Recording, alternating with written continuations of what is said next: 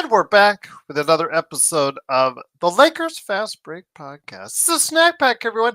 Everyone head to the kitchen, grab a snack. Snack pack. It's Gerald Glassford coming right back at you here from Lakers Fast Break. Pop Culture Cosmos, where we cover the latest news and trends in pop culture each and every week, twice a week, wherever you get your podcasts. Our latest episode of Pop Culture Cosmos, we cover the huge record-breaking Thanksgiving Day weekend opening of Moana 2, the entire weekend as a whole. Great news for the box office fans out there, because the way the year's gone has been like this all over the place. So right now it's going like this. Moana 2, you've got also Wicked, also Gladiator 2. We talk about that and more on the latest Pop Culture Cosmos, wherever you get your podcasts. Also, as well, coming up at the back end of the show, we're going to be doing some inside sports fantasy football. Yes, there is still fantasy football yet to be played. I was actually 1-1 on the weekend. Man, Brock Purdy, I thought, okay, I figured it out. I was a little high on my estimates. All I needed was 9 points to win the game. So I'm like, going in, all I need is 9, Brock Purdy. All I need is 9. In Buffalo in the snow, not a chance. Running backs, like, getting injured right and left. I know one of which hurt Joe really bad. So we'll discuss some fantasy football at the back end of the show. But, if you ever get a chance and you're not watching Inside Sports Fantasy Football, it's a really good show. Chris is not going to be able to make it this week. But, yeah, if you can, just please join us for one of them. Shows on either video or audio right there for you. Also, as well, Lakers in 5, Empire Jeff TV, covering the Dodgers and the Lakers. Of course, John McCalian channel and Daniel Berry Sports Highlights. Yo, the Lakerholics crew. I just posted for members the 2 latest fivers, the 5 things from Jamie Sweet from Lakerholics.com. So go ahead and check out more at Lakerholics.com from him, Laker Tom, Michael Heinrich. I don't know if those guys want to be on the air on Saturday. I'll ask, because things aren't going well. You know how grumpy they get when things go bad. But go ahead and check out what they're grumping about at Lakerholics.com. Our good friends as well. Of course, Stone Hansen. Wishing him all the best. I heard he's doing some good things with Upside Swings. So go ahead and check out what he's got going on today at Report_Court. Of course, Alfred Esmond. Of course, this legend, all these great people, please support. But of course, we need your support. I know that every single channel, every single outlet out there begs for your support. They plead for your support, but we need it as well. And we're closing in on the big 2000. We're at 1933. Yes, 1933. So less than 70.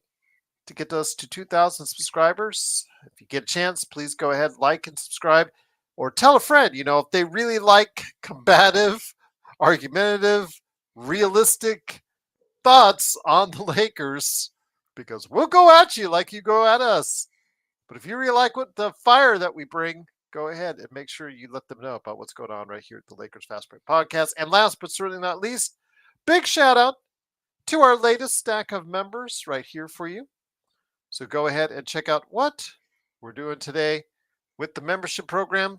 If you remember, you got a chance to go ahead and see those fivers. You get videos ahead of time that I send to you for the Pop Culture Cosmos before anywhere else.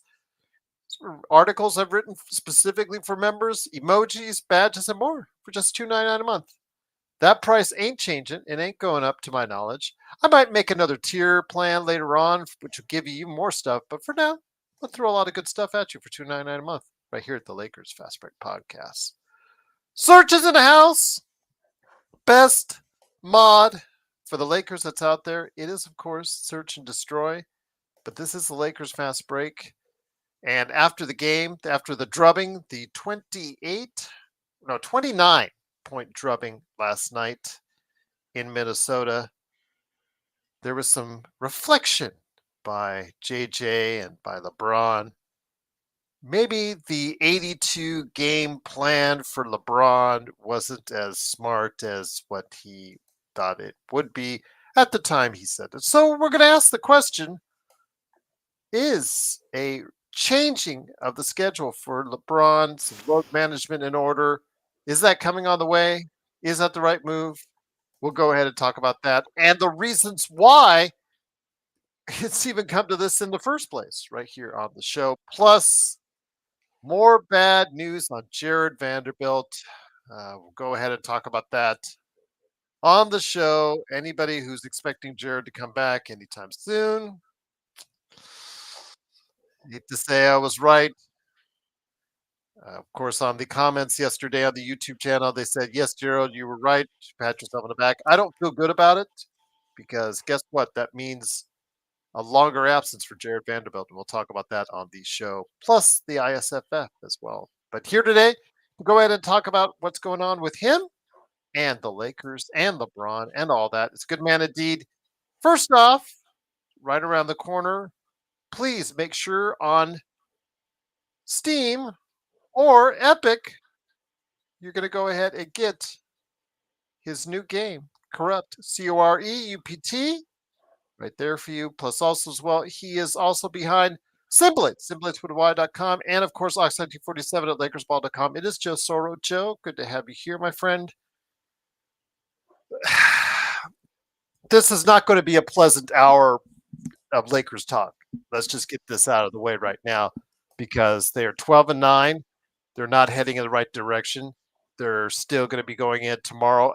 I mean, a 9-10 Miami team, they still have a chance going in there. But the comments after the game, after everyone, whether you're a LeBron fan or you're a LeBron hater, we all saw how bad LeBron has performed the past two games.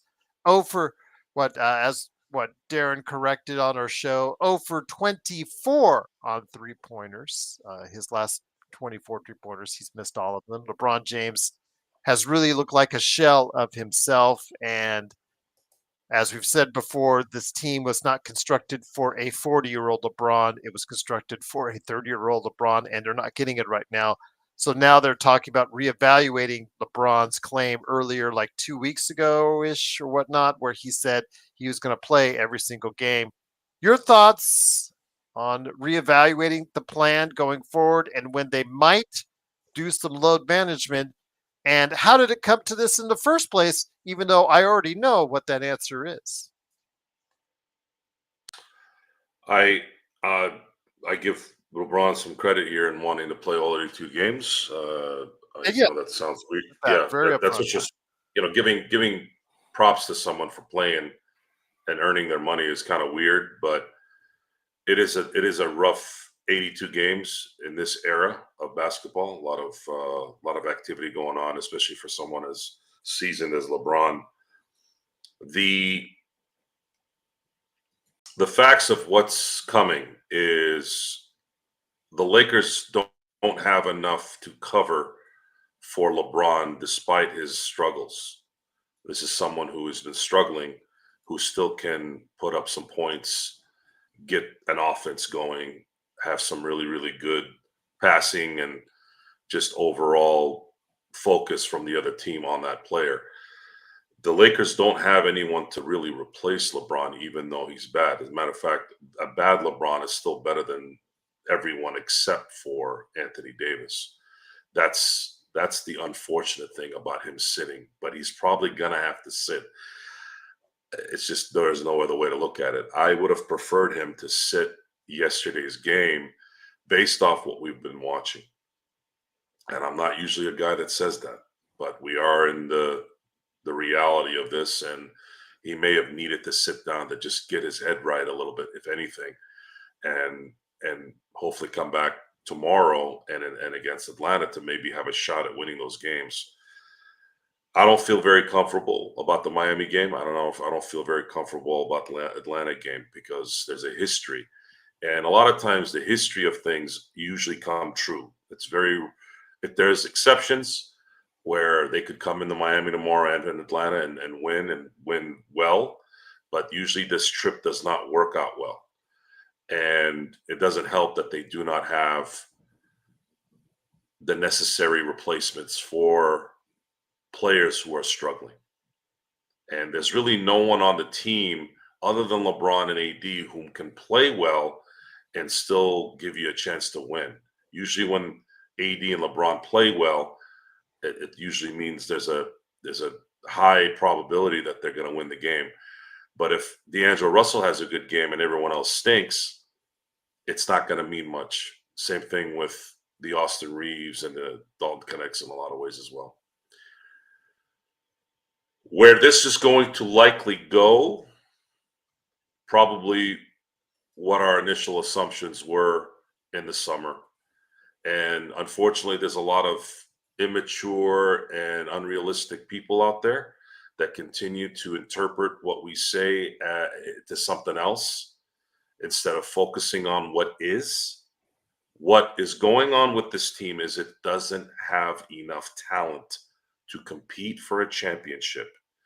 And those people who keep misinterpreting what we're saying or what the situation is are going to try to feel better about themselves by deflecting how they feel onto someone else. For those of you who don't know what that is, it means they're projecting their anger onto you. And I'm going to be very clear here and say, I don't give a shit what you think or how you feel. If you're coming at us with hate speech or not enough hate speech, which, by the way, we got this last few weeks, folks, that's how you know we're in the right spot. When someone in the same day says you're a hater, and then on the same day says you're not hating enough, you know you're in the sweet spot, and you know what you're talking about. Especially Now, in the LeBron camp, because we're right, like the audience is like on one side or the other, and they criticize us for both ends. It's yeah, hilarious. yeah. And by the way, Jeff, I meant you people. I meant people like you. That's what I meant. It's important to understand and really take home why this happened, because what happens in history when you keep repeating the same thing, same results. You know that, Jeff. You know all about the results, right? So we have to take this home because there has to be at least some chance that if you grind this enough that it won't happen again. It needs to resonate. And LeBron James just he didn't get it. Or maybe he did and didn't care. And same thing with Rob and same thing with Jeannie. They did not understand that their talent pool was empty. They want to compete. They want to give us the rhetoric. And I'm sorry to say that most of the people out there are easy to hook, line, and sink. We are not those people. And you're not going to fake us out. And your fake ass isn't going to fake us out. I know who Jeannie Buss is. I know who Rob Pelinka are. I don't need to sit in a meeting or in a lunch to know who those motherfuckers are. I know exactly who they are. And we all know who LeBron is. We all know that. It's not very hard to scope on LeBron. And the only thing left right now is to continue to analyze game by game, see what happens, support it as best you can. But I am going to lobby as much as I can with the limited window I have here or influence that LeBron will, if LeBron and this team needs to go to the next steps to improving their future, this has to be the last season LeBron James plays for the LA Lakers. Not because I don't want LeBron on the team. It's because it's not feasible to keep him on the team and have a chance at winning in the near future. For those of you who don't understand English and only understand stupid, that means there's a salary cap, there's a cap. Understand the system. And this isn't the system I voted for. You all know how much I hate this current system. The system is not allowing this team to improve as it is. Therefore, you have to adjust to the system.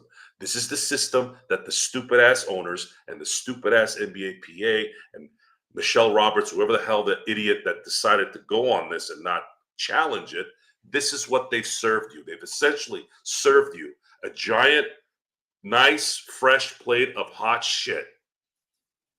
And now you have to figure out a way to clean the shit off that plate. And you can't do it when you can't sign people that are young and that can play. You can't. So what are you going to do? What is the first steps? You get rid of the 40-year-old guy who spent, no matter how good he still is, it's not going to compete for what you need. And then you might have to even move the other guy too, which is Anthony Davis. He still has a lot of value. So it's important that this continues. This lobbying, this campaigning for not only getting out of your own heads at this point and understanding that you're not ever going to compete with this structure. And also, for the love of God, consider going on with your lives, Jeannie Buss and the Buss family. The Buss family, I believe, needs to sell this team as soon as they can. And they have a very viable option that could help the Lakers. They can still be minority owners.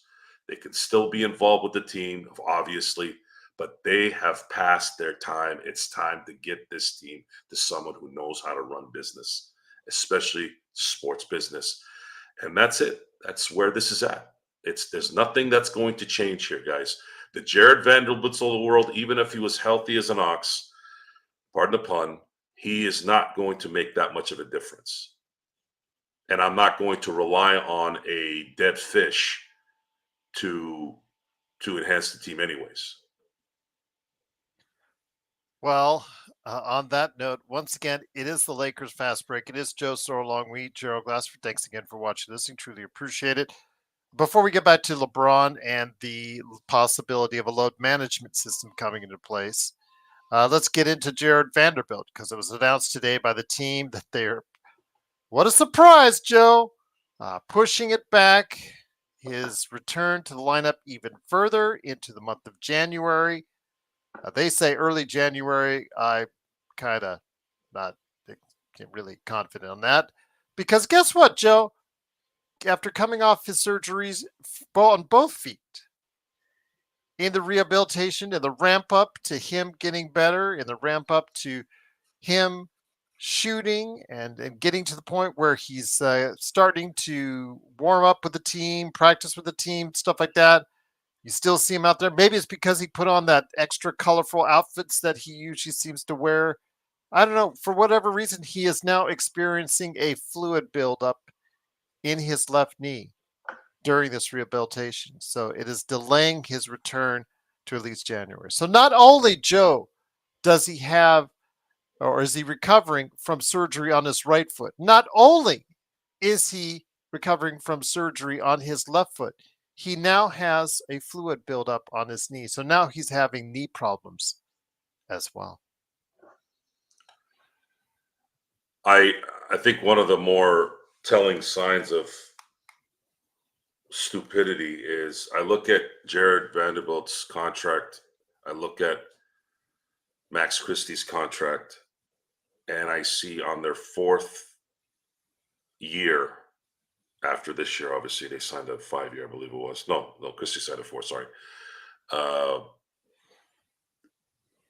They have player options.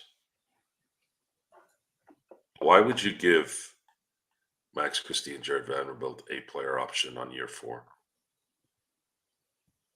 You're stuck with Jarred Vanderbilt for 3 more years after this. And you know he's going to pick up that contract. Don't forget Bronny has a 4th year. Well, that's a team option on Bronny. This. I mean, if you went outside crypto and you put a huge whiteboard and you put all these contracts in writing in front of Rob Pelinka's office, if he's there, I don't even know what the hell that guy does over there. And you just kind of went, what would go on in that person's mind? Why would you give a contract like this to a injury-riddled player? Because as I believed and as I've theorized and I've said on the show, it is most likely he was already experiencing problems with his feet, or at least one of the feet, at the time he signed that extension, Joe. Is this So because there's a basement to how much money you have to pay? Again, one of the dumbest things you can do, in my opinion, in basketball, in the system of basketball. I can understand it in football, but I don't understand it in basketball. Football, you can draft players at any time that can make a difference, and the careers are lessened because of the brutality of that game. Basketball, you sign someone for 4 or 5 years who's shit, you're jacked up, and it seems like the Lakers always have one of those on their books, no matter what happens. The only and problem is, well, I'm just gonna say they still had time. They did not have to sign him at that point in time. They still had another year to see right? what he was going to do. And Jeff, you're saying that they felt they got him cheap. That's not the point. Get him cheap for what? Why are you signing him for 5 years or 4 years? Why not give him a 2-year deal and give him a little bit more money, maybe? And by the way, where was he going to go anyways? I don't understand what happened here. I don't understand why they had to give these guys 4-year contracts. And on top of that, the last year is a player option. Who told them to do that? Is this something in the CBA that I don't know about, that they have to give a player option there? I'd like to know, because that's really bad. You are stuck with these contracts. You are not going to get rid of them. Even when they're expiring, people are going to want draft picks for it. So now what? I'm telling you right now, guys, LeBron, Rob Pelinka, and Jeannie Buss have sunk this franchise down for at least 3 years. At least. And that's if they don't fuck it up between them even more. That's how bad it is. Look at the contracts. They're out there. It's public information. And you sit there and you tell me all that stupid retorts of hating and all that. I don't give a use your brain. Use your fucking head. Like, think a little bit. Look at the information that's out there. It's all open. It's there. Why would they do this? Jeff was saying because they got him before free I agency. don't give a shit when they got him. He was He already never hurt. good enough for a 4-year contract. He was already hurt or hurting when he signed that extension, Jeff. I think you and I both know that at least one of those feet was not in a good place when he signed that No, it was contract. never a good move. And he limped as fast as he could to the office to sign that contract because he and his team knew exactly that there was going to be some issues and problems going forward. No, it never was a good signing. Sorry. I'm not. It's done. It's done defending these guys. It's done. I was done draft night because I had supported Rob Pelinka last year.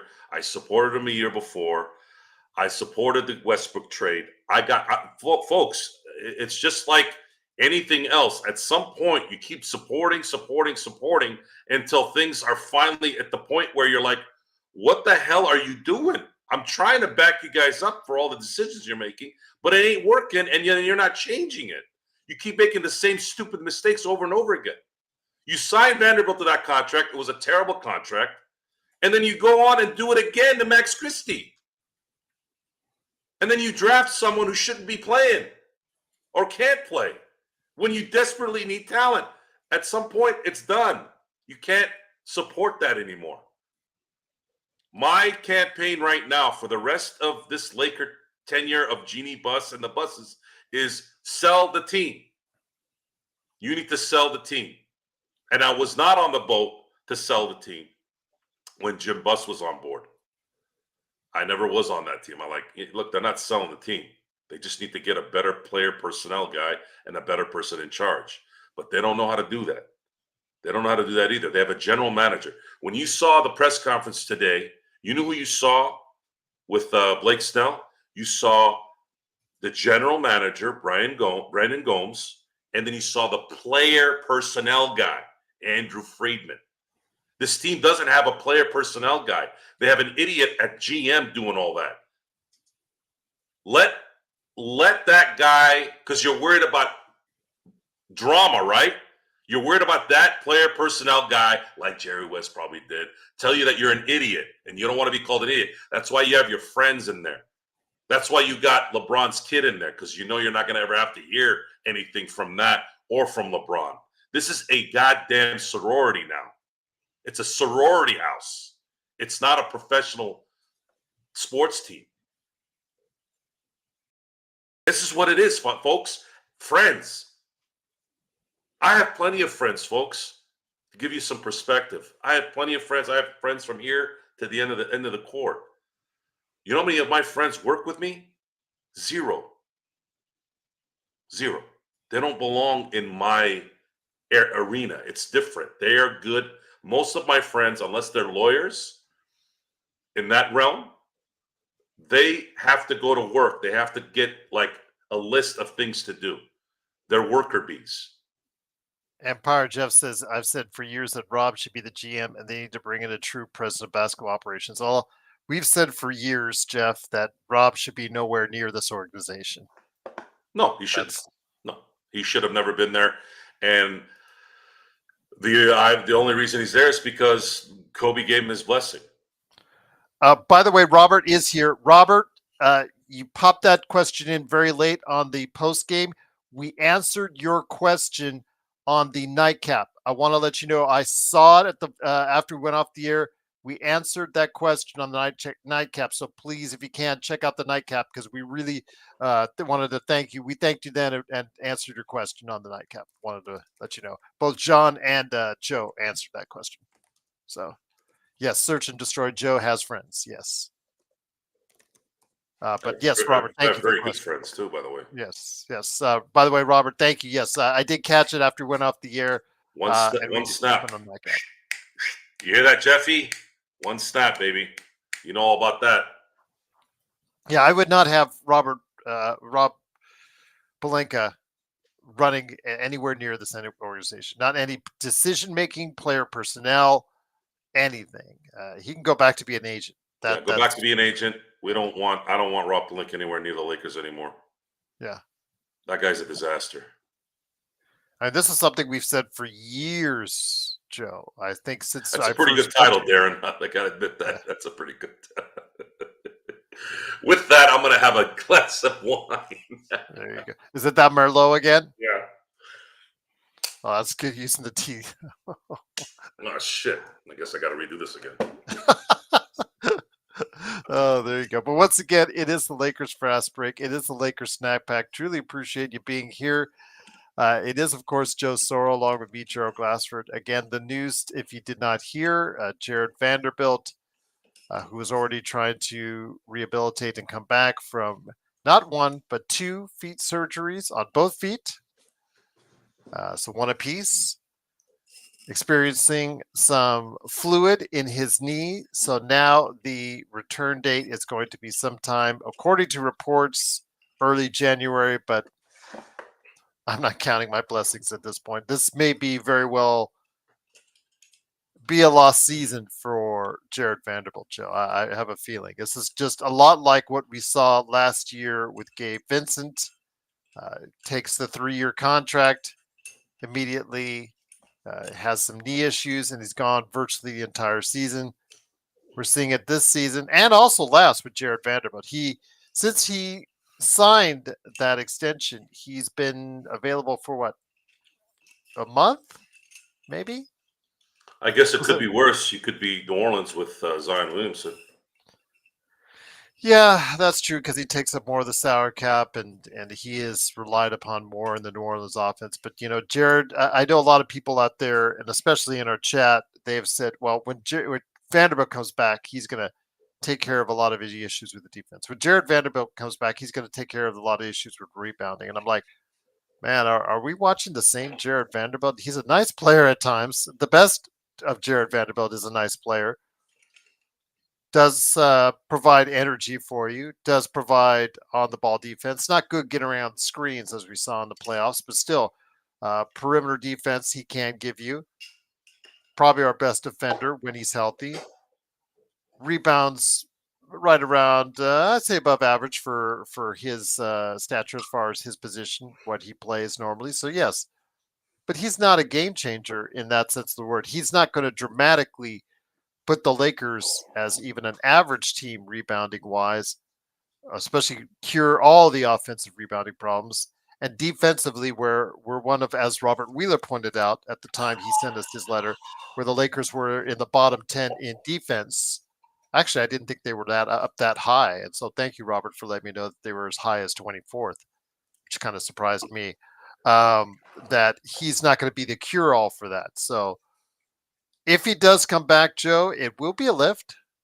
But I think what a lot of people have tried to believe in Jarred Vanderbilt. Just wait till Jarred Vanderbilt comes back. I don't know if it dramatically changes when he does, or if he does.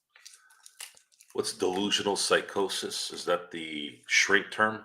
Yes. Well, speaking of which, Darren says he could see both of us being great therapists. We've been told that you guys just lie on the couch while we talk to you.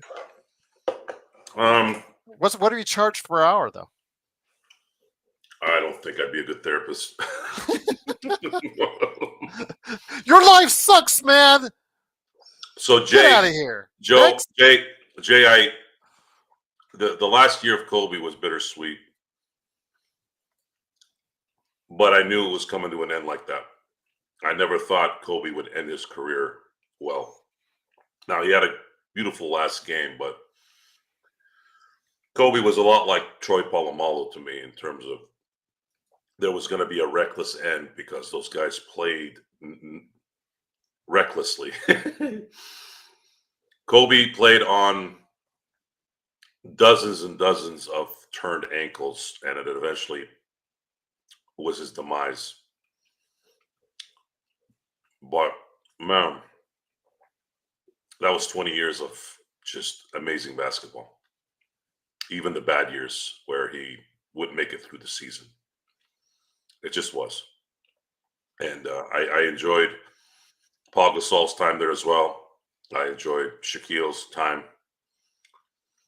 Unfortunately, I don't know if I'm enjoying LeBron's last few years here because LeBron does things that he does everywhere he goes, and he completely napalms every team he's on in some way. And his last one was this last draft by doing what he did. And that sucks. That sucks. I'll be over there, Jeff, probably not by the time you're done with your show, but I'll let you know. Well, before we head over to the Inside Sports Fantasy Football, again, it is the Lakers Snack Pack. Wanted to go ahead and mention once again that the Lakers are playing against the Miami Heat tomorrow. It's an early game. I believe it's 4:30 the start time. So go ahead and hop on over to playback.tv/Lakers Fast Break. Remember, I have up to 20 VIPs. I'll be there for part of the time, I believe. As far as at least off screen, I will be still commanding the controls. So be issuing out the VIPs if you're there. So please join us. But if Miami is struggling, which is not too surprising. They seem to do this every year where they're struggling to start off the season. So the Lakers, what do you think is going to happen? Do you think LeBron gets the day off here and there? Do you starting maybe even tomorrow, as early as tomorrow? I don't know. But at this point, the plan for 82 games seemingly has gone awry. Noticing what we've watched as far as some of the worst games of his career he's played in recent times.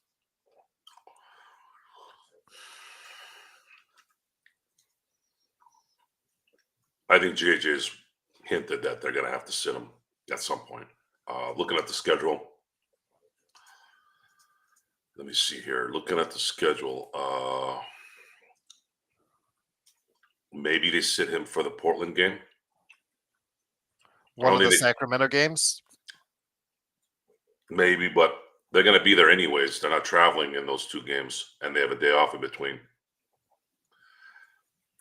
Maybe sit him Portland and Detroit. And then if he sits Detroit, he'll play Christmas. He'll have 3 days in between that and the Christmas game. And then after that, he has a couple games, or I should say a couple of days before they have to face Sacramento for the last time at home. I'd say that would probably be the way to go. You're looking at a break, though, right? After the Portland game, there's no games for 11 days. Yeah. Well, don't they mix something in there during that period of time? So would it make sense for him to stop playing against Portland? Maybe just let him ride it out. I think the Portland game they could sit him down and probably Would still it get away with it. would it matter though that I mean they're going to have an 11-day break? I thought I'm not sure if they do that. I thought they actually add games in there once they realize who is qualifying and who's not. Then they add the actual games in, Maybe. so that it is not an actual 11-day break. I'm just trying to remember back to last year. Again, we qualified, so I'm kind of vague on how the other teams were laid out with their schedule once they qualified. Okay. So, but I have a feeling that the Lakers are not going to get 11 days off, but they will get some time off, Joe. So that at least will be a break for LeBron. And Robert was asking, do I feel relieved that they are not in the cup, involved in the cup? I wanted them to win, but I just didn't want them to qualify. So I wanted to win all their games, but not get that point differential thing straightened out. So I didn't want to see them play that extra game. I noted how much it affected them in the weeks following that. They just took them so long to recover from. So I'm kind of happy about that as far as that they are not going to be forced to play an extra game. But still, some concerns, Joe. We have a seriously bad team in regards to depth. And if you sit LeBron down, it's like punting another game. We talked about this before in load management terms of the past 2 seasons, where punting these games at times, it just really hurts. And it makes those games that you lost against Orlando at the buzzer or close to the end of the game, and some of those other dumb losses that we've had already this year, it makes it stick out even more. Maybe he sits if Austin Reeves comes back. So they have a full team minus LeBron. Because if they have both Austin and LeBron out, now you have two ball handling guards that are gone.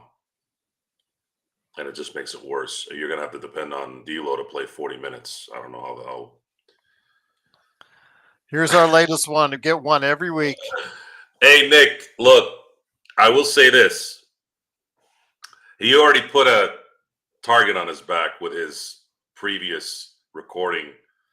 But just so you all know who just were born the last 20 years, let's say,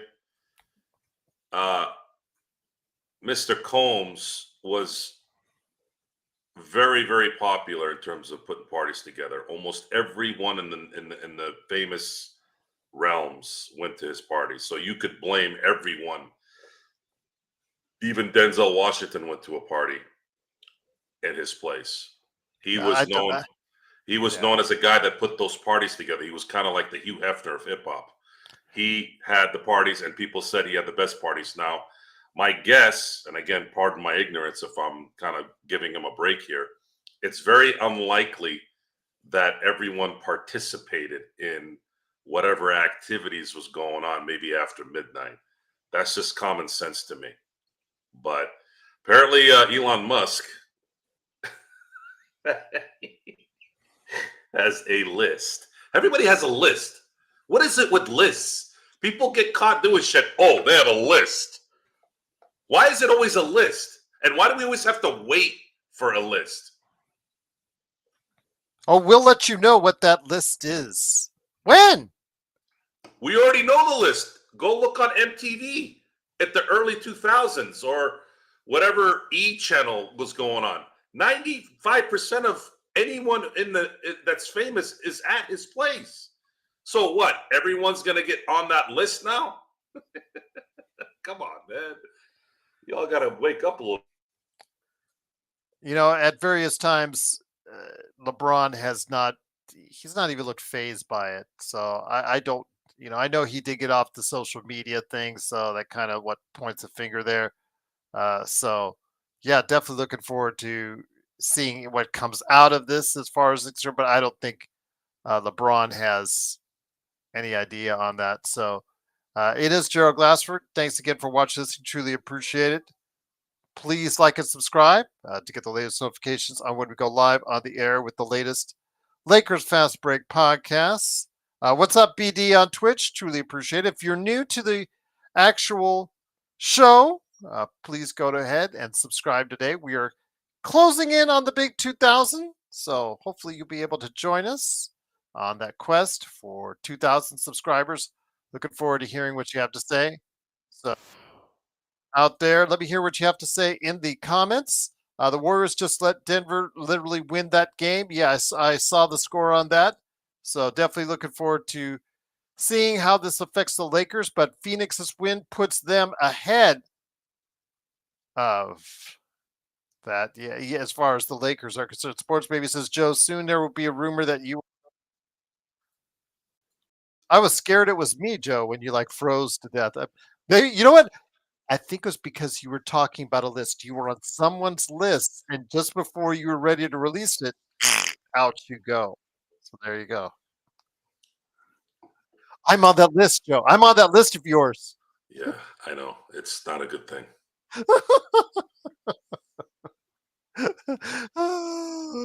But yeah, it's crazy now because again, the Lakers. You could say it's luck, Joe, but with the fact that Golden State has also found their struggles as well in recent games. Nobody's been talking about. They've all been talking about the Lakers. They've all been talking about LeBron. Now the Lakers with the victories tonight by the Denver Nuggets, I believe the Clippers, and also the Phoenix Suns. The Lakers fall to ninth in the Western Conference. Golden State has also lost 5 in a row. Who do you think is struggling more at this time, the Warriors or the Lakers, my friend? Struggling to win? This time, which team is struggling more at this time? Because Warriors have lost 5 straight, and the Lakers, their status, but 5 of the last 6. I was looking at the other day, earlier today. I'm sorry, as far as their struggles. Well, it's the struggles are just Lakers, an evening out of playing above their heads. Lakers have lost 5 out of the last 7. Both the Lakers and the Warriors were playing a little bit above their heads, as well as the Clippers.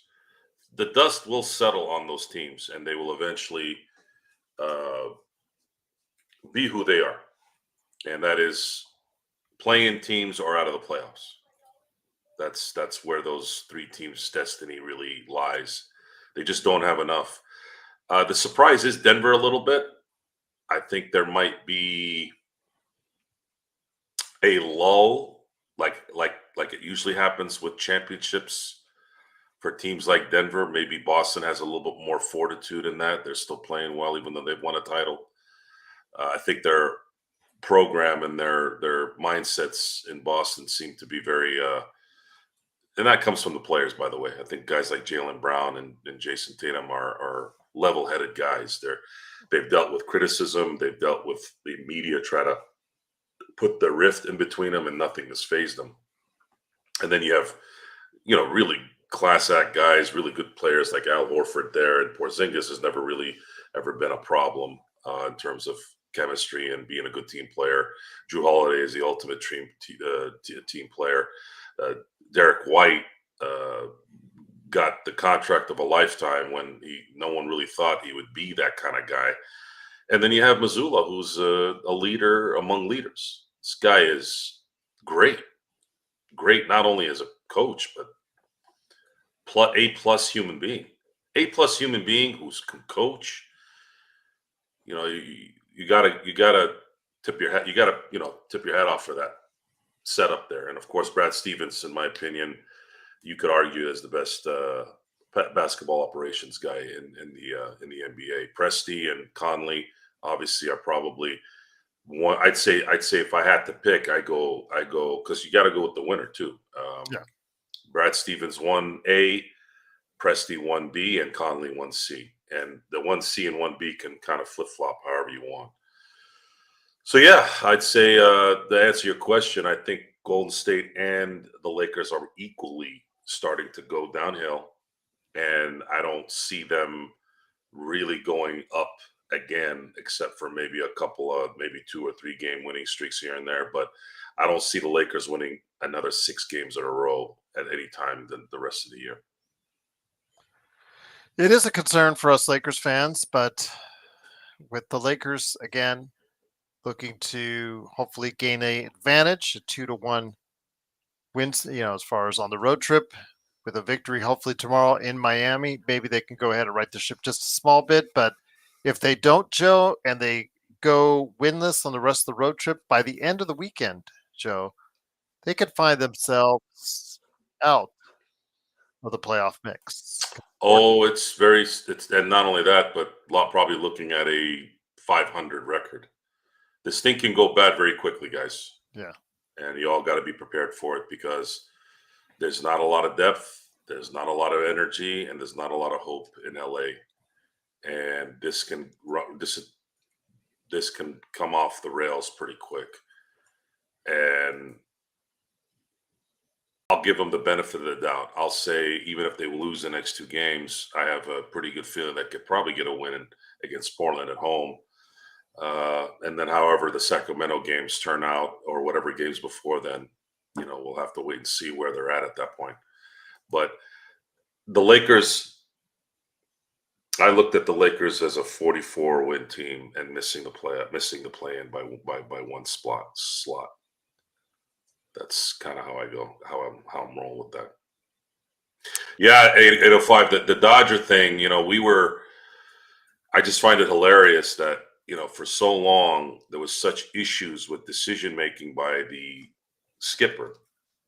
And it was nice to see him come out of his shell. And what happened was, I believe that the pressure of possibly not being around for the first time, the word started getting around, because before you never heard anything about Dave Roberts getting fired, or if there was any hint of him getting fired. When the reports came out in August that he might be going into his last season if they don't win, I just find it coincidental that all of a sudden he started really managing more with some kind of gut decisions. And we've been begging Dave Roberts to do that, and he didn't before. He did it this year, and look what happened.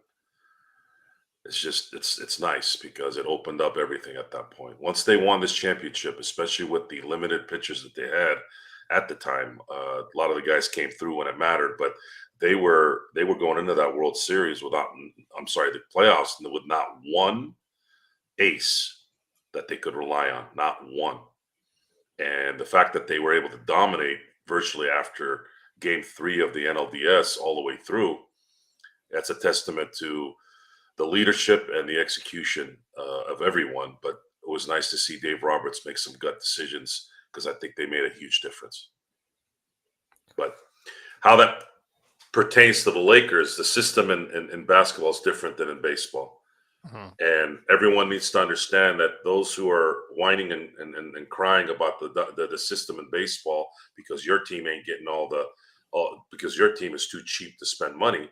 Well, folks, look at what's going on in the NBA. Everybody's got their balls in a vice in the NBA. You can't look left or right without having some entity going, nope, apron 1, apron 2, nope, doesn't match. Nope, you can't do that. Nope. At every turn, there's no chance for any team to improve. All because of parity. Why? It works in the NFL. Yeah, sure it works in the NFL because there's talent in football everywhere. You can get talent anywhere at any time. 6th round, 5th round, 4th round, this year, next year, 2 years from now. You can't do that in the NBA. You can't do that in baseball. It's not the same, especially in basketball.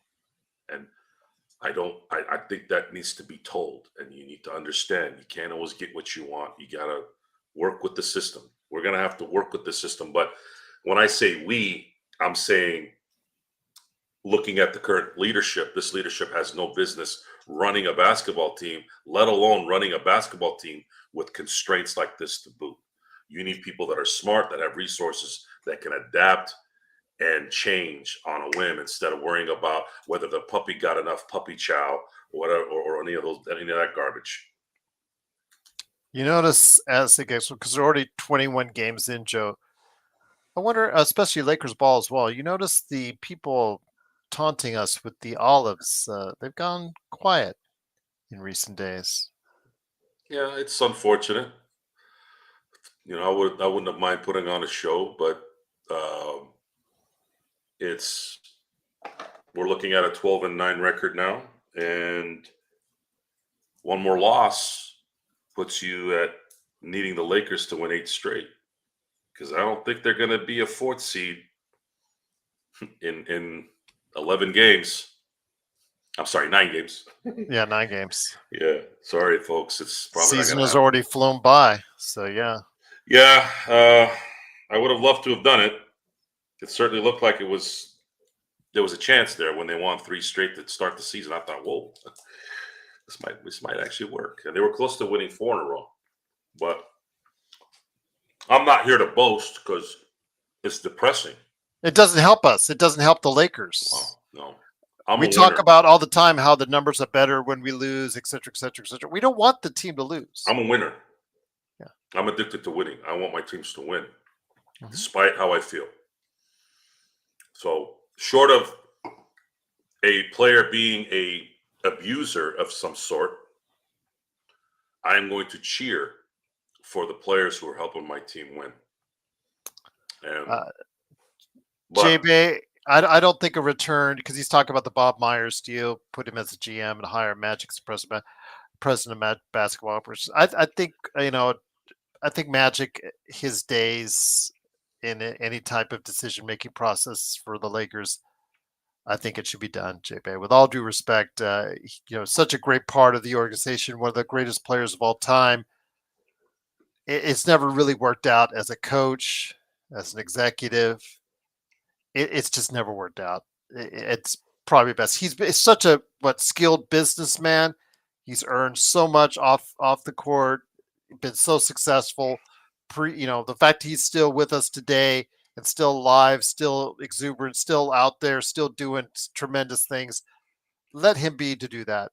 Don't bring him back to the organization in a official manner like that, or maybe as a liaison ambassador, absolutely, but yeah, not as a decision maker because it didn't go well around the first time, and same thing as a coach. And yeah, I mean, do you agree with me, Joe? Probably wouldn't be the best idea to bring him back as president of basketball operations. yeah, Magic is, like Magic said, he lives a beautiful life. And Magic is great at one thing, if anything, and that's being Magic. Mm-hmm. You can't be that guy as a player personnel on an NBA team. You can't really do that as a player personnel for the Dodgers. That's why Andrew Freeman's there. Magic is the man who makes you feel good in business, personal, everything. Magic is a light that never goes out. He is the Olympic torch everywhere he goes. And when you allow him, or when you bring him on to do that, and he's a winner, he can't be around losers. Come on. Let's talk about that for a second. Is it surprising after what we've witnessed here that he left? Magic is a winner. Magic wins. Magic cares about winning. Where was he at, Joe? At the World Series in Yankee Stadium. In Yankee Stadium. Yes. And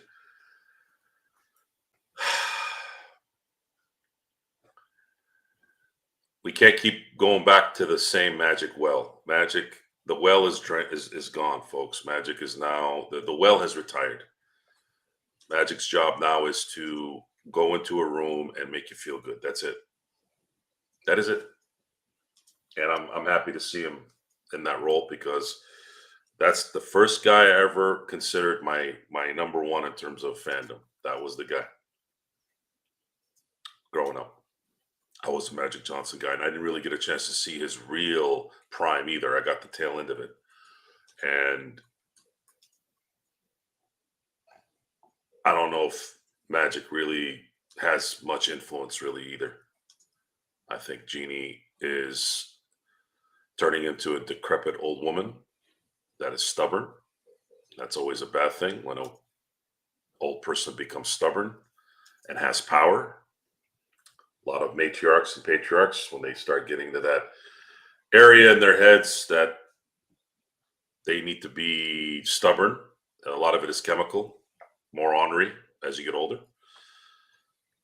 Worst kind to have, because now you don't know if these people are thinking business wise or if they're thinking about their feelings. And the results that we've seen so far is that that's exactly what it is. It's feelings. Alan said, if Braun gave more effort on defense but averaged 15 points per game, would Braun be happy with that? I mean, again, we talk about this is something, again, some of our viewers and listeners have gone back at me for me saying that he had every opportunity to make sacrifices for the betterment of the team if he truly wanted to win championship in the offseason. Yet he pushed for Bronny to get to the Lakers, and he decided to take as much money as he could. Although, again, he did get it reduced by a couple $1,000,000, but he did still decide to take enough money that would tie up such a great part of the salary cap. So it kind of tied your hands from making other acquisitions that could help your team or help your depth. So you tell me, does he have that same commitment to winning that he said he's had for all these years, Joe? Does No, he? no, Yeah, yeah, no. That we knew that in the draft, yeah. folks. It's not hard to figure out. Is it hard to figure out? Do I need to get a coloring book and color it for you? LeBron doesn't care about winning right now. He wouldn't have done what he did at draft night if he cared about winning. He cared about the story. He cared about people watching him. He is about himself in more so than I've ever seen any star in my life on a sports stage. There's plenty of singers and there's plenty of actors that are worse than LeBron probably, but LeBron is by far the worst star that I've ever seen in terms of how much he loves himself. And Shaq was pretty bad for a while too, by the way, but LeBron has exceeded that. No, Daniel, I think the issue is with the depth. I mean, you said he said Daniel says the issue is not with the depth. The issue is that no one can shoot on this team other connect. Rui is shooting 46% on the season from three. But yes, LeBron up until his 0 for 24 stretch was above 40% from three. Austin Reeves, I know, is only at 35. I get that. He's never been able to find that stroke since his second year when he averaged close to 40. But the issue is with depth. When you're saying no one can shoot on this team other than connect, you're saying that the team does not have enough depth by bringing it doesn't have enough quality people to come in that can shoot. So in essence, it goes back to depth. In essence, it goes back to not having enough depth on this team, not having enough quality players on the team that can shoot. So that is comes right back a problem with depth, Joe. Yeah, well, when you don't have someone who can shoot, it's because you don't have depth. You didn't get the right players, and you gave extensions to people who don't play 2024 basketball or play in general. Vanderbilt is useless. He's as useless as we are on the court because he's doing exactly what we're doing, spanking our monkey and not playing. And then you look at someone like Max Christie, who doesn't belong in any games, really, unless he's finishing the games when your team is up by 30 with 2 minutes left. And then who else?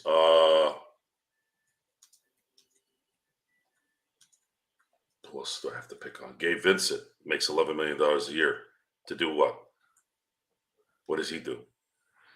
Well, Jamie just went off on him after his performance yesterday. He did score his Laker career high at 10 points the other day. Woohoo. And obviously didn't follow it up very strongly. And he noted that, he was washed already as a Laker. Again, we have him and Vanderbilt's contract. If you want to go ahead and put Gabe Vincent on all your trades out there, you got to understand if you want to do that, you've got to go ahead and give an extra draft pick for that because you have to. The other team getting him is going to have to pay for that extra year on a contract for a guy that gives you virtually nothing right now on the offensive end, Joe.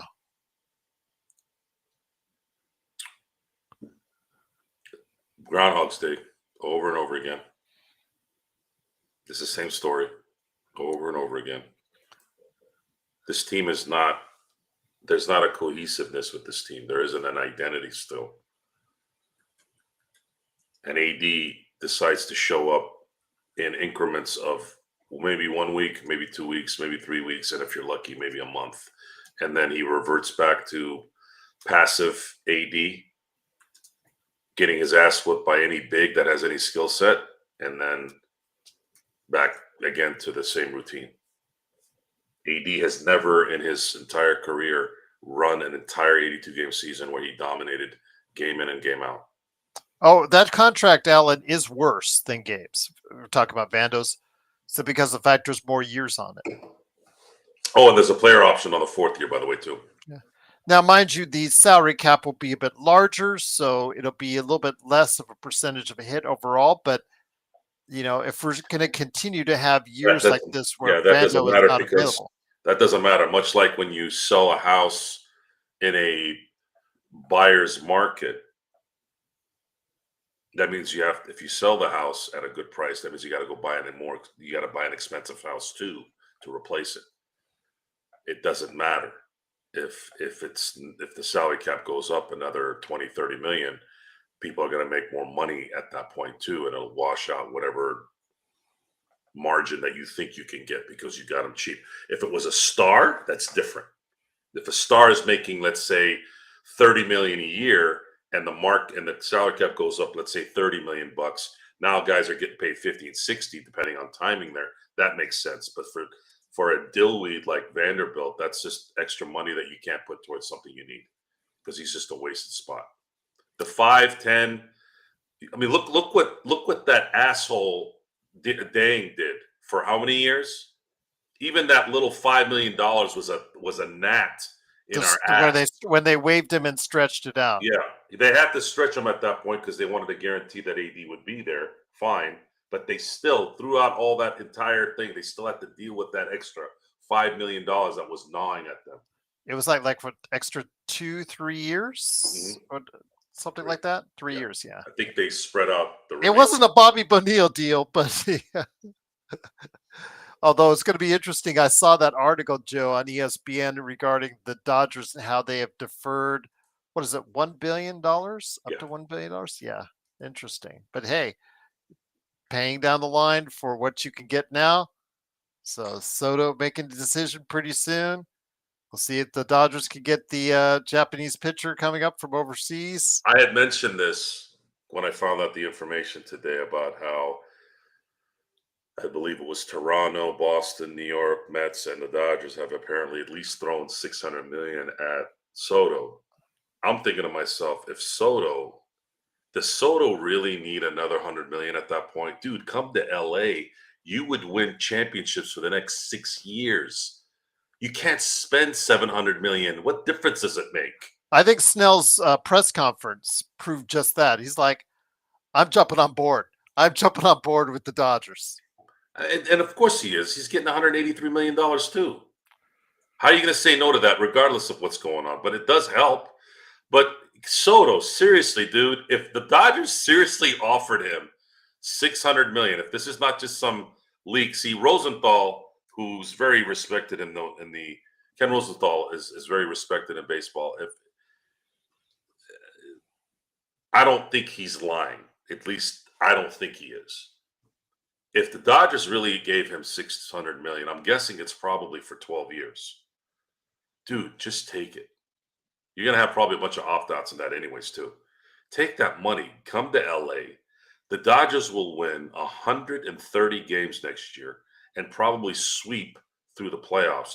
You'll be on the greatest team that ever was assembled in sports. Why not? And you're filthy rich. You won't have to ever worry about money again. Could you imagine a lineup of Ohtani, Betts, Soto, Freeman? Could you imagine opening up the first four with those guys? And they're lefties too. And you have more righties that pitch. You're jacked. Just like I'm getting jacked right now on this good Merlot. Daniel says 3 seconds because Alan asked me what would it take to get send Gabe to Washington for Jonas. I said because their salaries almost match. I said maybe An unprotected first. I said 3 seconds. Maybe they would at least make them interested in it. Would have to see, but I know what was the it was said right after that. Who cares about seconds anyways? And I'm like, well, I mean, when it comes to seconds, Daniel said 3 seconds is worth it because second round picks never plan out anyways. For the most part, but if you're smart and you evaluate talent, Golden State got themselves a great rotation player late in the second round last year with Trace Jackson Davis. Nikola Jokic just walking around looking for a fourth MVP, and he's a second. Ivica Zubac's got double-digit rebounds tonight, and he's a second. It all depends how you evaluate talent. So, yeah, while most second-round draft picks, Bronny James, probably will not pan out in the league, Joe, you can't always take him for granted, Joe. You talked about it before with Bronny. The fact that they took it for granted and selected Bronny when they could have just easily just got him as an undrafted two-way player proves it right there. Yeah, that's just not. I mean, I can. They could have got both, but they didn't want it. They want the show. They want the fakeness of the draft. I want my son to be drafted. There wasn't enough that you could just pick him up as a free agent and have him play for you. You had to draft him, so you had to show. It was fake. Fake by fake people. Self-absorbed assholes. Well, once again, it is the Lakers Fast Break. Truly appreciate you joining us. It is, of course, tomorrow, the Lakers and Miami Heat. It's on, I believe, at 4:30 p.m., if I'm not mistaken. I'll check to verify that just to make sure. But yes, join us tomorrow for all the action and fun. Playback.tv/Lakers Fast Break. I'll have it live and up there starting at 4:30. Right there for you. Remember, 20 VIPs I give out during the course of the game. First come, first serve on that. Again, playback.tv/Lakers Fast Break. And then we'll be on afterwards with the post game right here at the Lakers Fast Break, the always opinionated post game. But Joe, to put a bun on it so we could go ahead quickly through the footballs because I know that you might want to go see Empire Jeff 2. Any last thoughts, my friend, on the Lakers as they head into Miami tomorrow? Yeah, they suck. Oh, indeed. But 12-9. We just said again, looking into it, we just did not think that their depth would equate to a positive season or as positive as you guys would like to see it. So that's why most of us in our panel think about it. When he had 12 or 13 responses, most of us picked them in these 7th, 8th, 9th. You and Stone picked them, I think, 11th. So yeah, there are reasons why, and the depth definitely has something to do with it, and the reliance on 2 stars, one of which is aging before our very eyes, has something to do with it as well. BT. All right. So with that, it is the Lakers Fast Break, the Lakers Snack Pack. Want to thank you for joining us, but for now, while Joe is still somewhat sober, we will go ahead and start talking NFL Week 14 on Inside Sports Fantasy Football, right here from the Lakers Fast Break Podcast.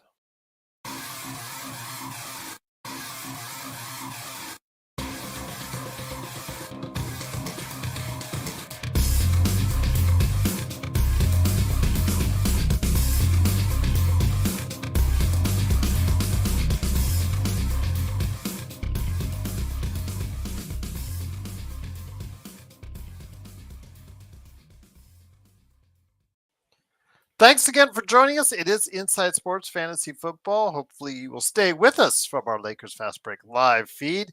It is Gerald Glassford along with Joe Soro, aka Ox1947 of LakersBall.com, with a big smile on his face, coming off the dramatic victory by the Pittsburgh Steelers. As much as the defense tried very hard, Joe, to give that game away, Russell Wilson, and I was going to touch on the Detroit Lions this week, but I want to save them for next week because they've just been so good. I think they're almost going under the radar, but it goes without saying for them. The Pittsburgh Steelers, I want to bring it back to them because Russell Wilson is having a comeback year. A guy who was given up for dead by Seattle, looking like he is going to be one of the key players in the playoffs upcoming going forward. Yeah, it was really nice to see him move in the pocket and dart footballs exactly where it needed to go. That Looked was 10 probably years the biggest. younger. That was pretty surprising. I know that the Bengals don't have a really good defense, but those kind of plays have nothing to do with the defense. That's you still get pressured by something, and the fact that he was dropping dimes on top of it was great. Uh, Joey Porter Jr. had one of the worst defensive games I've ever seen a corner have. He had 6 penalties called on him the other day, and there's a confidence thing going on with him, and Mike Tomlin needs to figure out how to get into his head and not have him turn into another Artie Burns. Artie Burns was a mental midget. He was a former first-round pick for the Steelers a few years back, and that guy, as soon as things came off the rails, it was over. He couldn't get it. He couldn't get it back. So I'm hoping Mike Tomlin can sit down with Joey, and maybe even his pops can sit down with him and get him to refocus and let him know that he's still a really good player and to start focusing on doing the fundamentals. He tends to be very handsy, and they were deliberate and aggressive hands, almost frustration type stuff, which that has to get out of his head. He's got to think. He's got to be smart. He's got to get out of this funk that he's in. They were able to get away with the win, Joe, even despite Porter's and all the other penalties. I mean, 2 misconducts outside of that. Oh, that's another guy that needs to get out. Yeah. George Pickens needs to really, really. I don't know if it'll ever happen though. He's got an anger management issue. However, this season ends, I think the Steelers have to consider possibly either trading him or fixing him. And I don't know if there's a chance that they're going to be able to fix him, but they're going to need a receiver, and they're going to need a receiver that's a number one. They need a number one and number two. I mean, they're not equipped in that area with someone reliable. George Pickens is reliable from a statistical standpoint, but from a mental standpoint, he seems to have major issues game in and game out. I just hope it doesn't cost them the playoffs. So for most of the teams in your fantasy football leagues, it's getting down to not yet playoff time, but getting right down to it as they end the regular season, closing out the schedule. Your thoughts, though, McCaffrey, really, his injury again. This has been we talked about Vanderbilt on the Lakers Fast Break. This is a lost season for him. The 49ers, I mean, they can still salvage their season, but they have to win 4 in a row. Purdy has to come back strong after a miserable poor performance in the snow in Buffalo. I already talked about that already on the Lakers Fast Break. I was truly disheartened. I just needed 9 points, and he only gave me 2. Meanwhile, in my other team, on the other side of the ball, Josh Allen threw for a touchdown, ran for a touchdown, and caught a touchdown. So definitely helped me out there. But yeah, the tale of 2 teams, one going in the right direction with Buffalo and the other going in the wrong direction with San Francisco. Yeah, this was the worst fantasy football season I think I've ever had. I had every single bad break go wrong except for this week. This last week, and it looks like it's probably not gonna matter in this league. I was down 23 points with Njoku left, and he dropped 26 points on Monday night. and kind of gave me a little bit of a boost. Kept me out of being in 11th place, but now I'm in ninth. I'm probably not going to make the playoffs on that in that league. The other one, which was the McCaffrey draft, where I picked him, that pick cost me at least 3 games during the year, and the difference.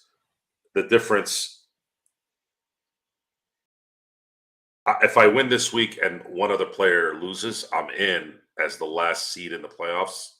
So I would make it in and not have to deal with the fact that I missed out most of the year on having him. But I still have guys like Hubbard who got me 2 points this week. And I just patchworked as much as I could. I never really had anybody really reliable in that league.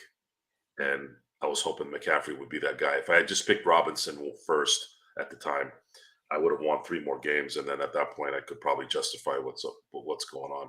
But that's the way it goes. I lost the first 3 games. I lost 4 of the here. I'll break it down for you. I lost that week 1 because I found out that McCaffrey wasn't available on Monday at the last second, and I couldn't replace him. I lost by 3.2 points. And then week 2, I lost to one of my guys who dropped 175. The week after that, I lost by 7 points. The week after that, game high 142. Then the following week after that, I lost by 3 points. The week after that, I lost by 8 points. I don't remember these kind of losses in abundance. I've never had this happen. And all of that was because I was shuffling all these damn running backs who 1 week White from the Bucks would score 2 points, Hubbard would score 8 points. I couldn't gauge what running back could actually be consistent in my league. So yeah, and of course, weeks later, I lost by 4 points again. It was either I was losing by 3 or 4 points, or every person I was playing that week was the number 1 score for the week. Matter of fact, I'm gonna see what the totals here are. So put it in perspective. The number 1 player in my league it was 2 points last week. This week, it's 16 points less than I have. They have 16 less points than I have. And I'm in 9th place and they're in 1st. Crazy. Isn't that crazy? Absolutely crazy. Seriously, one of the worst seasons I've ever had. And but if I win one more game and the guy in front of me loses, I will have more points than him. So therefore, I would get the last slot into the playoffs. If not, then I'm asked out for both leagues. Once again, it is Inside Sports Fantasy Football. It's Joe Sorrell along with me, Jarred Glassford. Thanks again for watching us. We truly appreciate it. Make sure you like and subscribe. Also wanted to make sure to let you know that there are still some teams on bye this week, so make sure you check your team and your lineups. For instance, Cortland Sutton, who did not give me a negative game yesterday, allowing me to win in my Yahoo League, allowing me to jump into 4th place there. So hopefully you guys check that out as far as who's on a bye and who's not before you start your team upcoming for Thursday's games and also as well for the weekend. Speaking of which, it is NFL Week 14. You want to take a look at the lineup, Joe? Before I ask for your dog in the dog in the woof woof woof, the doghouse, what other matchups for either gambling purposes, of course for entertainment only on that as far as that's concerned, or for fantasy football reasons, what matchups are you looking at this weekend in the NFL? I think the game of the week is going to be the Lions and Packers. Oh yeah, and it's a Thursday game that actually I want to watch for the first time since the Dodgers, since the Steelers played the last Thursday game. So I'm going to be watching that for sure here in a couple days. It's only a 3-point spread there. It is, and I actually have a 3-point spread isn't much of a pick on an underdog, so I'm not picking this game to be the underdog surprise win. I actually think that the Packers might win this game. They'll go to Detroit and beat Detroit on a short week. So that's definitely the game of the week. And then I don't know why they keep doing this, but Jesus, the Cowboys and the Bengals are playing Monday night. Who the hell's going to want to watch this game? And who the hell scheduled this? Is there some way they can flex this game? I mean, I know they can't, but do they even flex any games anymore, or do they wait till the last 2-3 weeks? They wait till the last 2-3 weeks, because if there's a team that really disappointed, then they'll flex them out of there to put a more visible team on that schedule. Terrible. I am kind of looking forward to the Pirate Bowl. I love it when the Raiders play the Buccaneers, so I'll be watching that game, especially. Arr! Yeah. And then I'd say the next interesting game could be Seattle Cardinals. We're going to probably see a 500 or close to 500 team in the NFC West win the division. Would you agree? Yes. Yeah. And that has big implications because everything else is Chargers at Chiefs, Eagles, Panthers, Raiders, Bucks, again, for the novelty of that. That's okay. Falcons, Vikings, Jaguars, Titans, snooze fest. Jets, Dolphins, snooze fest. Saints, Giants, shoot me in the head. And then, of course, the Steelers play the Browns again, which I obviously will watch, but that doesn't really have any national appeal. So you're looking at the NFL scheduling geniuses are putting the best game of the week on a Thursday, which I guess is okay. I just wouldn't do it on a Thursday after a short week because these guys are going to be beat up still.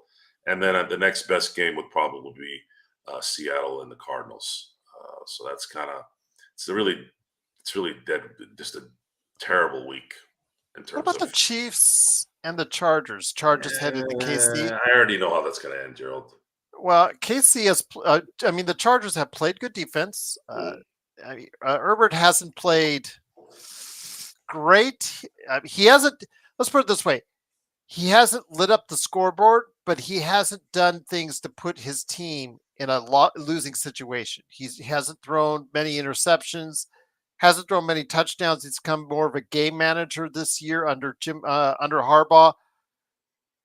And KC, for a team that has such an outstanding record, has had a lot of games that make you kind of shake your head, Joe, to say, maybe they don't have as much of the same magic as they did in previous seasons. Yeah, but they did that shit last year and it didn't matter. Okay. So I don't. They like playing with their food a lot. Well, you're only playing with your food if you lose. They don't really lose. Call it luck, call it whatever. Look, we saw this with every great team. Great teams tend to, or great players who are leading teams, always seem to win those games that you wish didn't become what they become. It's just how it is. It's always been like that. The Patriots won games like that for years.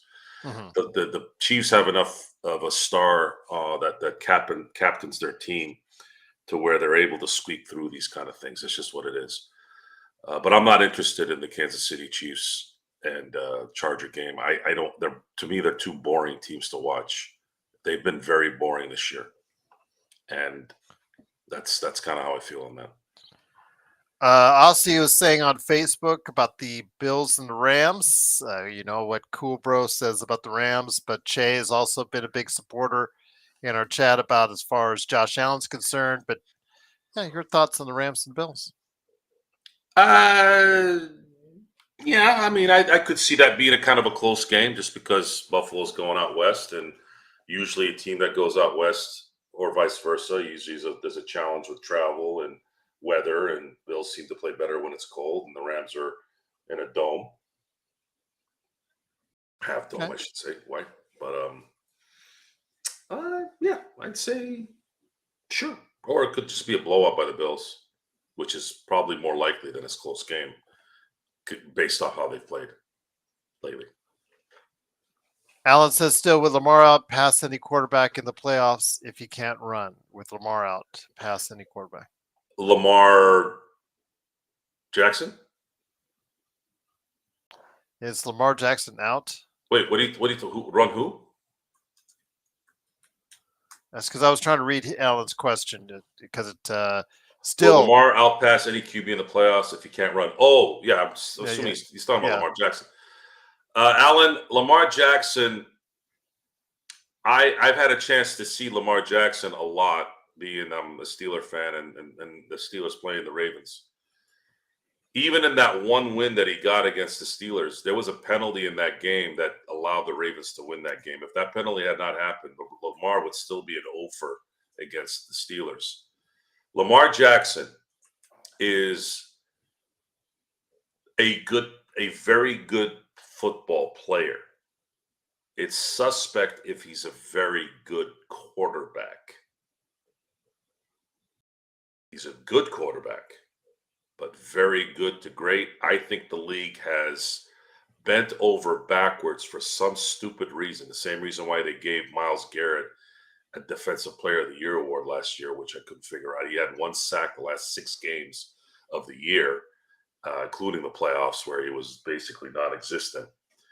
But the league has such a hard-on for Lamar Jackson to be great. I don't know why. I really don't know why. I don't know if it's an East Coast bias. Whatever it is, Lamar Jackson, in my book, should have never won the MVP twice. Should have never won it once. You want to give him the Offensive Player of the Year? I'm 100% with it. But Lamar Jackson has never, in my eyes, been an MVP in the NFL. He is not valuable in my eyes. He is good, and that's it. And good does not mean MVPs. You have to be great to win MVPs. So I'm curious to see how the MVP will turn out this year, because the other problem I have with the MVP is they always give it to a fucking quarterback. And it's exhausting at this point. Like, why do you always have to give it to a quarterback? The Heisman was always going to usually a quarterback, right? It's like, dude, can you just pick the best, most valuable player of that year? Who was more valuable? Who was more valuable and the best at their position at the very least? Those 2 criterias. The best at their position and the most valuable to their team. I'm kind of coming in the middle here, because ultimately the MVP in my eyes is always the best player in the league, despite what's going on. I'm not saying give it to someone who's 2-14, but if there's a player out there that it's at least keeping their team relevant, even though they're not a 1 or 2 or 3 seed, they should be the valuable player. Right now, it's looking like Josh Allen is probably leading that cause right now, because, again, he's a quarterback, and guys like Saquon Barkley, guys like Derrick Henry. I think Derrick Henry has dropped off since Baltimore's been losing these games against quality teams. Right now, it's looking like Barkley and Josh Allen, but Josh Allen has an edge because he's a quarterback. M-Easy says Jackson numbers weren't MVP worthy. Okay, when did I say his numbers weren't MVP worthy? Did I say his numbers weren't MVP worthy? Didn't I just tell you, you dumb shit, that give him the Offensive Player of the Year award, not an MVP? Do you fucking listen? What did I say yesterday? What did I say already? Don't put words in my mouth.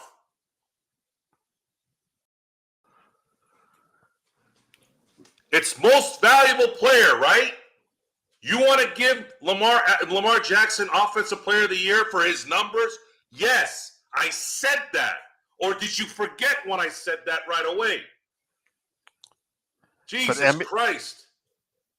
It's not the numbers issue. I think it's just that Joe that he wasn't an MVP. But he was, like you said. No, he's not an MVP. I've watched him play. He is not valuable to me. He is not. He looks like a chump when it matters. It does. Sorry. If you want to base it off numbers, yes, Offensive Player of the Year, not an MVP. Sorry. It is what it is. But they give it to him because they want to make him valuable. I don't know. You all got to stop putting words in my mouth. You're pissing me off. Seriously. Pay attention. That will never stop, Joe. Jesus that will never Christ. Stop. Bloodhound says, who do you think should be the MVP this year? Screw to my goddamn buzz now. Now I got to drink another damn glass. Measy. See what you did, Measy. So who do you think should be the MVP at this point so far this year?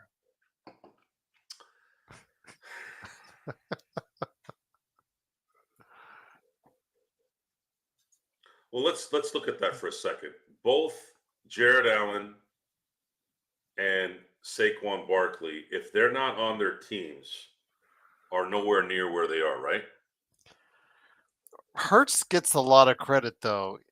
I think he'll split a lot of the vote for just voters out there between, Barkley and him because they're on the same team. Just like at Baltimore, with Jackson and Henry, it's going to split a lot of the decision making for their team. That's why Che, is championing Josh Allen. I couldn't say he's wrong in that sense, but simply because he doesn't have a marquee player playing alongside him that's also getting gaudy offensive numbers. I don't know. Goff is still in my running too. I think Goff you'd have to consider. Mahomes, of course, as well. It's very difficult to pick an MVP when the season. Oh, I didn't say that. I'm saying in the mind of these voters. I'm saying in the mind of these voters that they're going to. Some of the votes will split towards Hurts' way. So Goff, Allen, and Saquon, and we have 5 games left? Yeah. Allen would be a good choice simply because the fact is they look pretty bad at a certain point halfway through the year, and I look like they were going to go down. But yeah, Allen has picked that team up and put the team on his back in recent games, and obviously we saw what happened in the last game, Joe, where he completely took over against the 49ers. It's going to be Josh Allen at this point. And it's very thin between him and Saquon, and then it's very thin between Saquon and Goff. And you have an argument for either one of those winning an MVP. What about Derrick Henry? Derrick Henry was there until the Ravens started losing a little bit. Okay. Yeah, he was there almost. And I would have loved to have seen Derrick Henry win an MVP because he is playing. He's a Hall of Fame player playing in an era that didn't give him any room to be that guy. So yes, as of now, Josh Allen. Well, yeah, Che, yeah. If the Philadelphia Eagles get the first seed and he gets 2,000 yards, let's say he breaks Eric Dickerson's. I know it's an extra, it's an extra game, but if he breaks 2105. Derek Dickerson's all-time single-season record. How do you not give it to him? That's a good point. Although you'll hear a lot of Eric Dickerson whining if he gets it in the 17th game. Well, Eric Dickerson is one of the few guys that you kind of give a little bit of leash for talking crazy, because he's always been an honest guy, and sometimes when you're an honest guy, I can relate to that. You're going to come off kind of like an asshole sometimes. I get it. But Eric Dickerson's always been very upfront and real. Such a great player, too, that often gets overlooked. He was Eric Dickerson was the guy I thought was Jim Brown when I was growing up. I thought that was the Jim Brown in my lifetime. And when he went to Indianapolis, he still played well, but then watching him doing mop-up duties for the Raiders and the Falcons, that was depressing. I still remember that very, very, very vividly.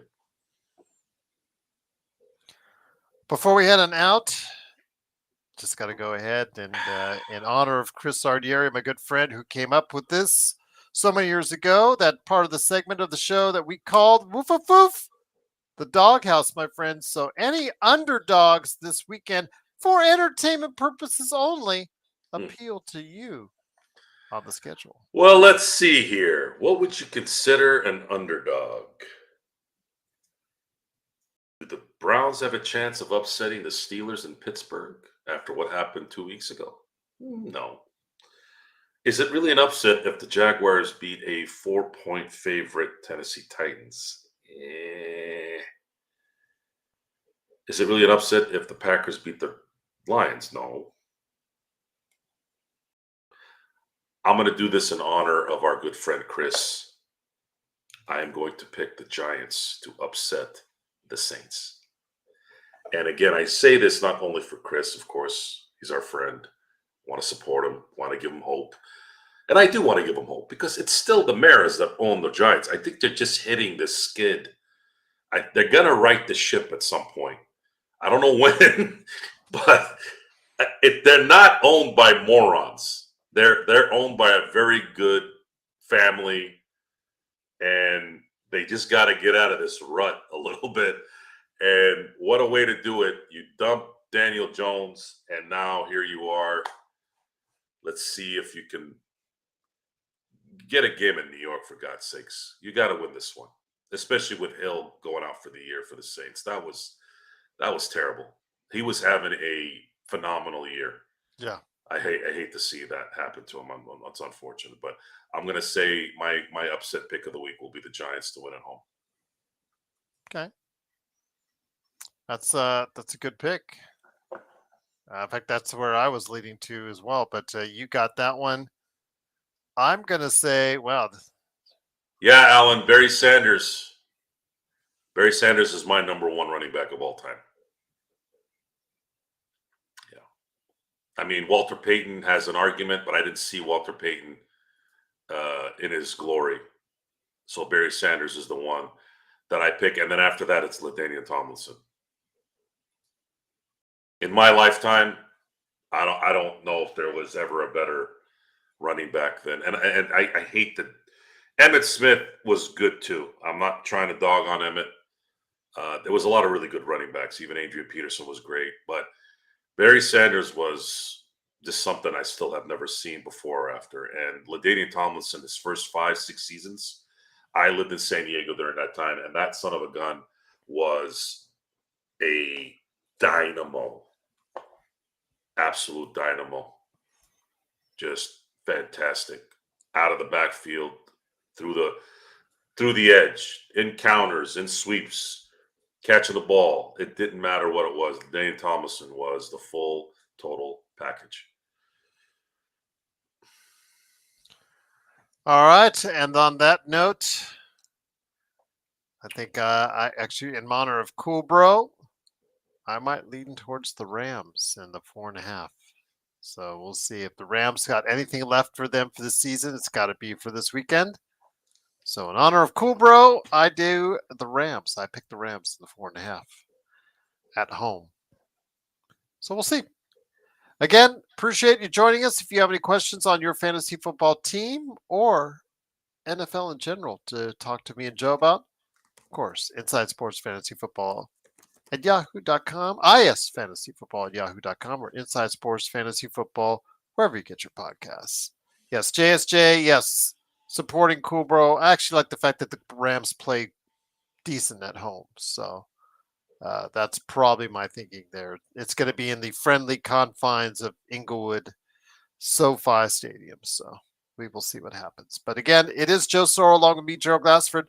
Thanks again for watching this thing. I will have the game up tomorrow on playback.tv/Lakers Fast Break with the Lakers and Miami. I will be in and out because I'm going to be recording and also on the go. Joe will hopefully be there at some points as well. Maybe even I might have to ask him to start the post game as well. But any last thoughts, my friend, on everything that's going on in sports before we head on out? Go Steelers, win this game, and you continue to win that division that I had no idea they had a chance winning.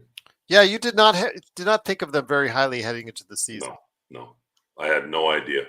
When I heard calf injury and Justin Fields starting, I was in complete and utter just no, this is not going to work. But I was wrong. How much credit wait. do you give to Tomlin, though?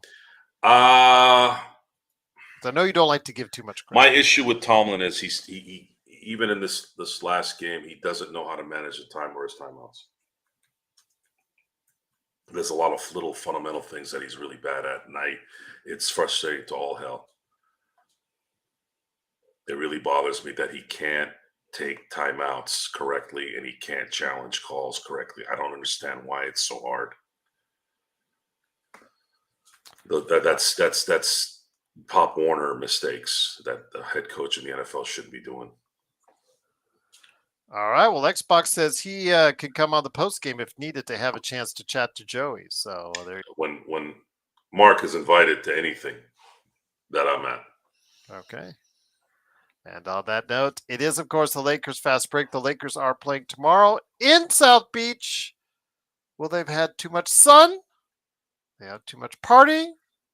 Or are they just too damn tired? We'll find out as the third of the fourth game on the road trip is being played tomorrow as the Lakers head into Miami. We'll find out what's going on playback and, of course, the post game. A nightcap as well, Joe? Tomorrow? Yes. No, probably. Okay. Probably. Right here on the Lakers Fast Break Podcast.